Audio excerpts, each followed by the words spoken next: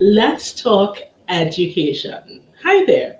I am Alina and I cultivate family enrichment through student remediation and parent support services. And in this episode of Let's Talk Education, I'm going to be sharing with you some tips about how you can achieve technology life balance. What? You might be saying, what? Technology life balance? Yes, we need to balance technology and life. Now, for so long, we've been familiar with the whole idea of work life balance. But in this COVID recovery world, now we need to talk about technology life balance. Many parents are now finding themselves at home, working from home, on a computer for many hours. Schools are closed for many. So children are now learning from home. And the way kids learn from home is that they're on the computer, they're on the tablets, they're on the iPads, they're on their phones as they learn from home. And for so many other things, we're finding that here's what we can't go out as we are accustomed. In many instances, we have restrictions, which means that here's what for recreation, for uh, other things like getting along and having relationships and chatting with our friends and our relatives, we now have to use technology. What does this mean? We're spending so much more time now using screens.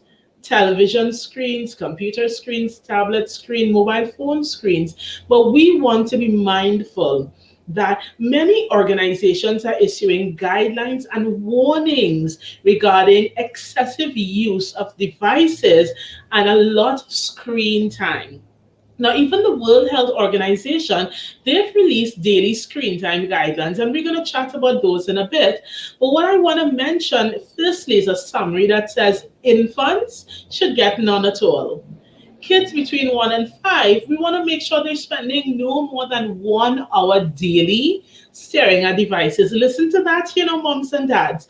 No more than 1 hour daily is the recommended amount of time put forward by the World Health Organization.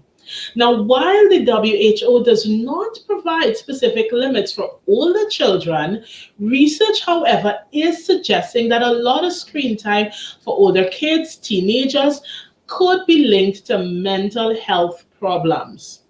So guidelines are there for a reason.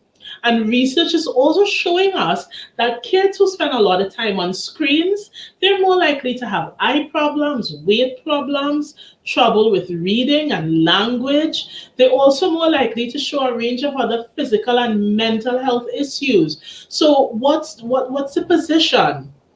We're home, we have to work from home, we have to learn from home. So, yes, screen time is important, but I really want to encourage us to keep in mind that if we were to have some principles and some guidelines, it could make the use of all those devices a whole lot more safe for students and parents, adults and kids. We want to be safe with our screen time, yeah?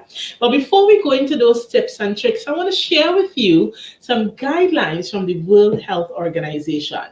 So let's start with infants less than 1 year. Remember, the WHO is saying no screen time. So what's our focus, parents? We want to make sure that our infants are allowed to be physically active in a lot of different ways throughout the day. We don't want to have them in the same position for more than 30 minutes at a time, and we're trying not to restrain them. Yeah, let's make sure they have good quality sleep, and let's make sure they're taking good naps during the course of the day. For kids 1 to 2 years, we want to make sure that they have about 3 hours of physical activities. So we want to be wary, moms and dads, of just plumping our kids in front of the TV or the tablet, even if it's for educational programs. It's not in their best interest. Now, for children 1 to 2 years of age, we want to make sure they're spending at least about 3 hours a day, various types of physical activities.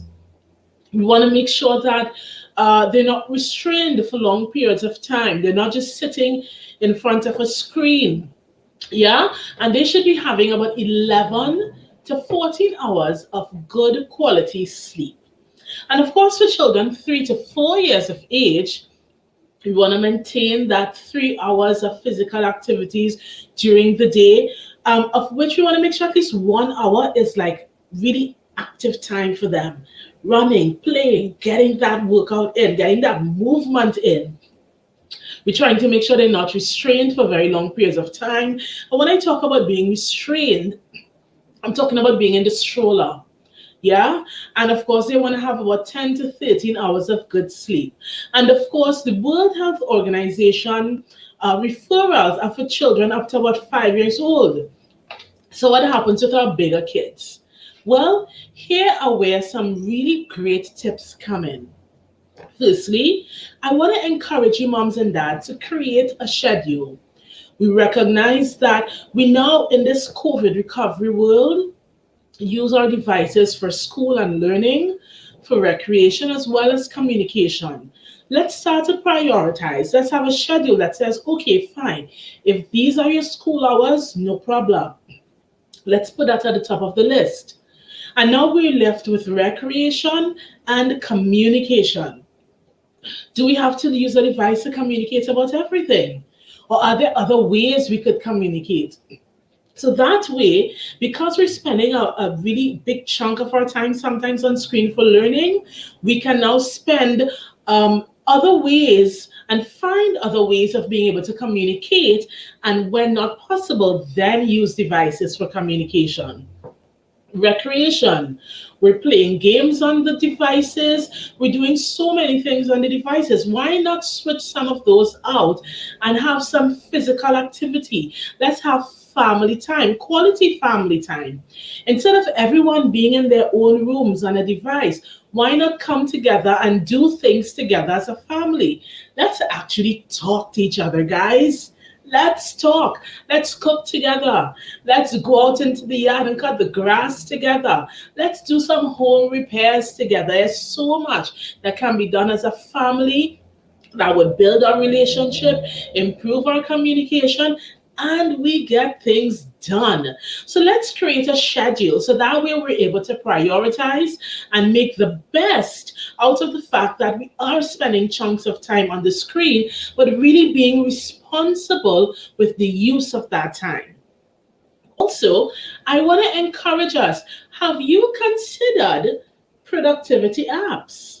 Productivity apps that could help to make screen time appropriate and safe. Listen, do not disturb is a good friend, because do not disturb having being scheduled on your phones, let's say, can prevent you from going to bed very late at night or getting all those social media alerts from Facebook, Instagram, Snapchat, TikTok, all of these.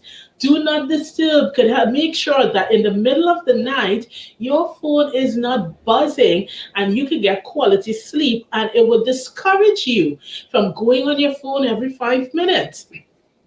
What about checking your devices for a wind down time? Many devices have a wind down option. It causes your screen to turn grayscale and it is not enjoyable to use. And this is a good thing, because once you get into wind down mode, it discourages the use of the device unless it's absolutely necessary, and in itself causes us to have less screen time. And you can schedule this as well. And of course, consider app limiters. And what this is where many of our devices allow us to determine how many time are we going to allot for using the device or using a particular app. It's awesome for kids, but it's also a great way for adults who need a little help with self-control. Moms and dads, app limiters means we can choose to limit social media interactions and other app interactions so that we are able to more easily stick within the limited time frame that we want our kids to have when using their devices. So if we're going to say, hey, no more than 1 hour on social media and that 1 hour is used up, app limiters, they cut that off. Sorry, Nothing until tomorrow. And this could be a quick way to reduce quarreling, to reduce getting after and saying, hey, let me check the phone, let me take the phone away, if we use the apps on the phone that help with device control. And of course, I want to encourage us, substitute non-essential activities for physical activities. Do you really need to be on that device? Do you really need to have that cell phone in your hand? Unless the answer is yes, because it's a priority, let's switch it out. Let's get back into physical activities, actually going out and doing things.